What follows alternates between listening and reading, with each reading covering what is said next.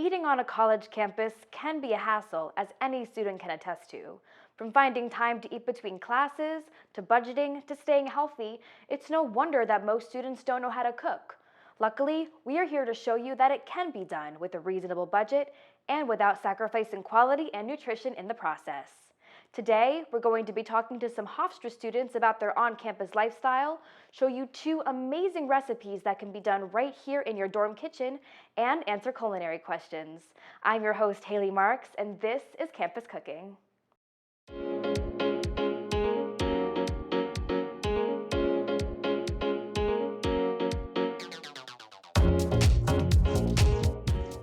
Before we begin cooking, let's take a look at the Student Center, one of the main dining facilities here on Hofstra's campus. We're going to talk to some students about their experience dining here. Let's check it out.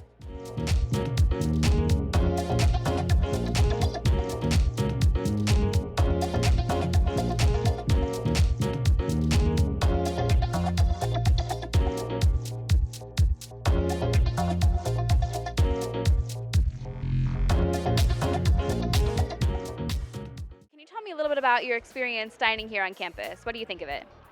Dining is usually pretty good. They always have something for me, whether I'm craving like unhealthy food like pizza or like a salad. It's good food, it's pretty high quality. Have you utilized the cooking facilities and the kitchens in the dorms? I have. I do cook with my roommates and things like that on weekends. I also bake. That's a big stress reliever for me. My experience cooking here has been a pretty good one, yeah. What do you make? What kind of things do you make usually? Probably like, a pasta dish. We love chicken parm. Some meat sambusaks, a lot of Syrian food. Something wrapped in bacon, because everybody buys stuff that's wrapped in bacon. Not everyone makes their own meals on campus, but let's take a look at what 2 students who do have to say. Freshman year, we started off with our average meal plan, and we weren't really fond of the food. And once we started to get to know each other more, and we both knew that we had interest in cooking, we decided, hey, why not second semester? We bring some pots and pans and try going to the grocery store and seeing what we can do. And then from there, it just became more fun than a chore, and we just have been doing it ever since. Cooking by yourself, first of all, you kind of develop a little bit of a patience, and cooking with somebody else as well, you do develop patience, because oftentimes you have different taste buds, you have different interests, and have different methods or ways to organize things. And coming together, bring those 2 different mentalities together to make one thing, well, that's a good thing, and it brings people closer together. It's something that's so enjoyable, and the end result is just so satisfying that you just can't help but really enjoy it, especially if you have somebody that you can connect with and they know you. And we're at a point now where we kind of just know, like, okay, we put this much salt, okay, hand me this, okay, you handle that, I handle this, and it just flows so beautifully, and the food kind of just bangs out.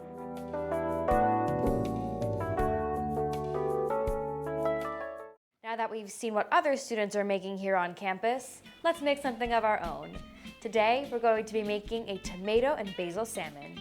So let's get started. For this recipe, you will need just a pinch of Mediterranean spices, freshly cut basil, you can even use dried basil or a basil blend, and grape or cherry tomatoes, and of course, your fillet of salmon.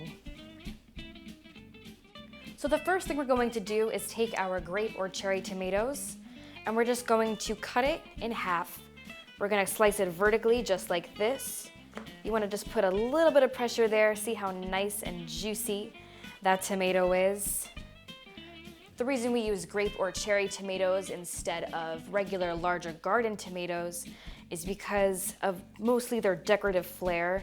You're gonna see when we place them on top of our basil, it's going to complement that really nicely. You want to be careful with the knife that you're using. I'm using a smaller knife for these tomatoes, but a larger knife works just as well. I'm just going to cut about 4 of them. Just want to be very gentle, but put a little bit of pressure. So just like that, I'm just going to set these aside for now while I get to seasoning my salmon. So for this, you're going to want to take your Mediterranean spices here. We have a really nice blend. There's oregano in here, there's garlic, there's just a little bit of sea salt, and there's about a hint of red pepper and lemon peel. So if you can't find this exact blend, you can find all of those ingredients at your local supermarket. You're just gonna wanna sprinkle them all over your salmon, just like I'm doing. Now, just as a reminder, we bought all of our ingredients at the local Stop and Shop near campus, which is accessible by shuttle. It's okay if it gets a little messy. And I like mine to get nice and flavorful here. I really like a lot of spices on my salmon, but you can be as liberal as you want.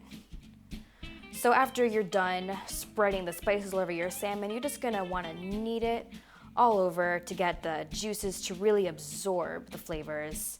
It'll be really nice when we bake it later. So now that our fish is fully seasoned, we're just going to transfer it over to our casserole dish, just like this. We used a bit of a deeper dish for this recipe, but you can use a cooking tray or a baking sheet, anything that is oven safe. So now we're just going to take our basil leaves and we're just gonna place them on top of our salmon, just like this. You wanna make sure that you always wash your basil or any vegetable that you use before putting it into your final recipe. I'm just gonna put about 3 on here, just like that. Now we're gonna take our tomato and we're gonna place 1/2 on each leaf. This adds a nice little decorative flair as a little final touch. Isn't that pretty? I like that a lot. Presentation's everything. So now we're ready to put our salmon in the oven. I've already preset the oven to 350 degrees Fahrenheit, and we're gonna bake for about 20 minutes.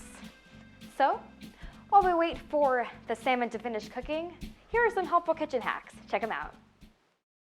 Making food is fun, but let's not forget that it can also be dangerous if you don't pay attention. Don't ever leave the stove or oven unattended. Check the setting on the oven and turn on the overhead fan if your kitchen has one.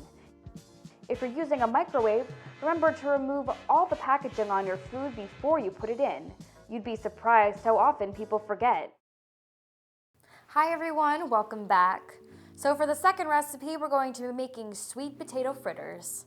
For this recipe, you will need 1 sweet potato. We've already grated it and salted it beforehand. 1/4 cup of goat cheese, 2 tablespoons of flour, 2 tablespoons of butter, and 1 egg. You're also going to need some tomatoes and arugula for a side salad we're going to be making later. So the first thing we're going to do is just put all of our ingredients into the bowl with our sweet potato. You can use a spoon to get the goat cheese and butter out because that might be pretty hard to mix with. Just like that. Oh, enough for my favorite part. I love cracking eggs. I love cracking eggs in like every recipe I've ever used. Just love the sound it makes, it's a lot of fun. Let's put that away. So when all of our ingredients are in the bowl like this, you can either mix it with the spoon or with your hands. I'm gonna start off mixing it with the spoon just to get a little bit of motion going, and then I'm probably gonna get my hands dirty. Make sure, as always, that you wash your hands before touching any of these ingredients.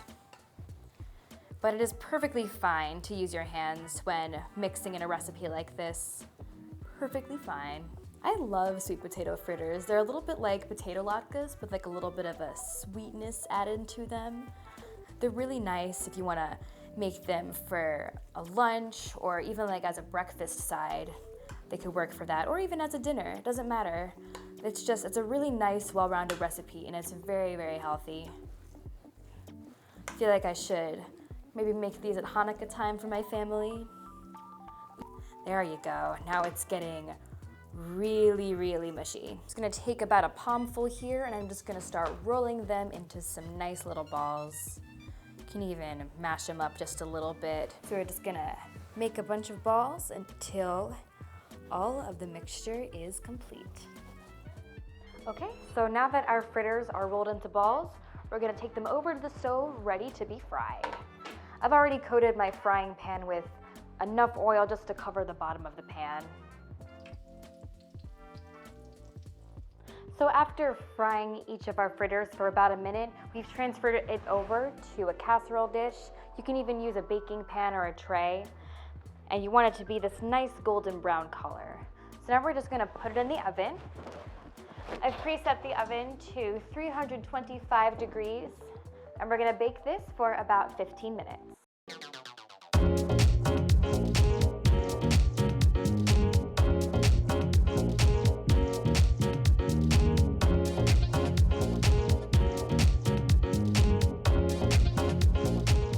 That's all we have for you today. Make sure you follow us on Facebook for updates and more creative recipes. Until next time, I'm Haley Marks, and this is Campus Cooking.